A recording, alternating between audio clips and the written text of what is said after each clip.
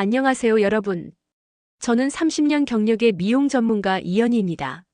오늘 여러분과 함께 나누고 싶은 주제가 있는데요. 바로 새치 염색을 오래 유지하는 방법입니다.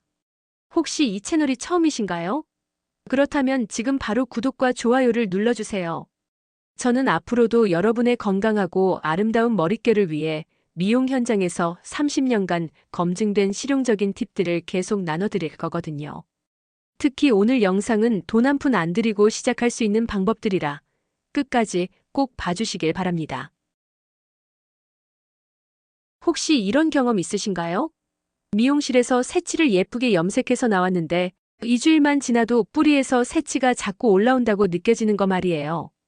그래서 자꾸 미용실을 찾아가게 되고 그럴 때마다 두피가 자극받고 머릿결은 점점 상해진다고 생각하시는 분들이 정말 많으세요. 저도 많은 손님분들로부터 이런 고민을 들어왔습니다. 선생님, 저 자주 염색하면 안 되잖아요. 그런데 새치는 자꾸 나오고. 어떻게 하죠? 이런 질문들 말이에요.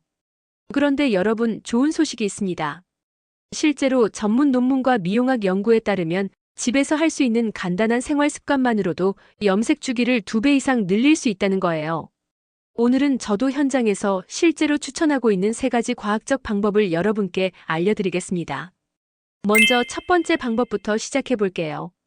샴푸와 린스에 커피가루 1스푼을 섞어서 사용하는 것입니다. 많은 분들이 의아해 하실 텐데요. 왜 커피일까요? 그 이유는 간단합니다. 커피는 우리가 마실 때뿐만 아니라 천연 염료로도 작용하거든요.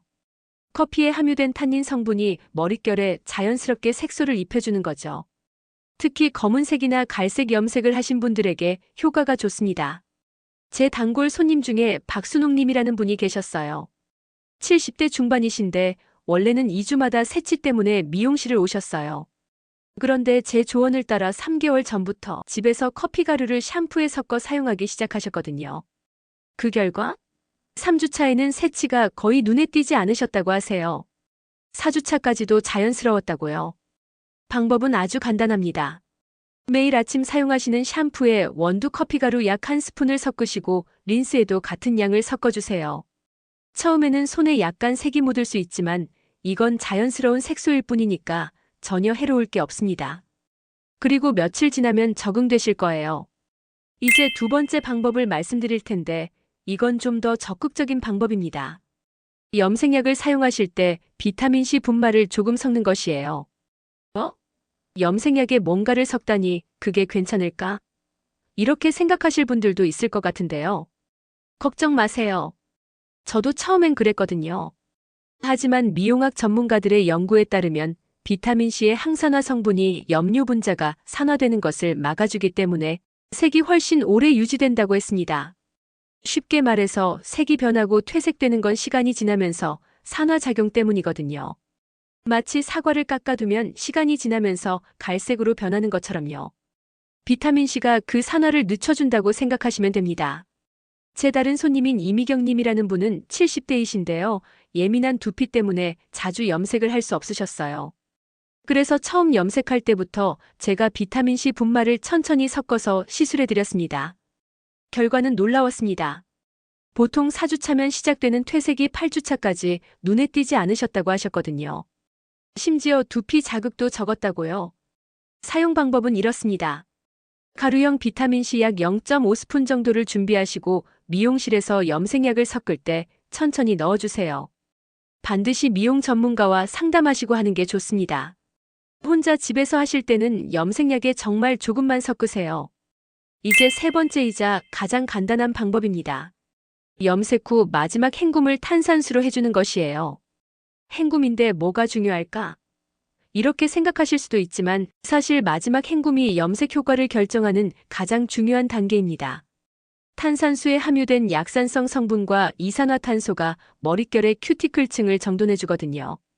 마치 미니 에센스 팩을 하는 셈이죠. 더 놀라운 건 이 과정에서 잔여 염색약 성분도 함께 제거된다는 거예요. 그러면 두피 자극도 줄어들고 머릿결도 더 윤기 있게 마무리된다는 뜻입니다.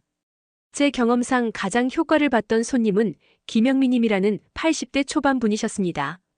원래 두피가 민감해서 염색 후 가려움증이 심하셨거든요. 그런데 마지막 헹굼을 탄산수로 해주기 시작하신 후로는 가려움증이 대폭 줄어들었다고 하셨어요. 게다가 색도 더 오래 지속되었다고요. 방법은 정말 간단합니다.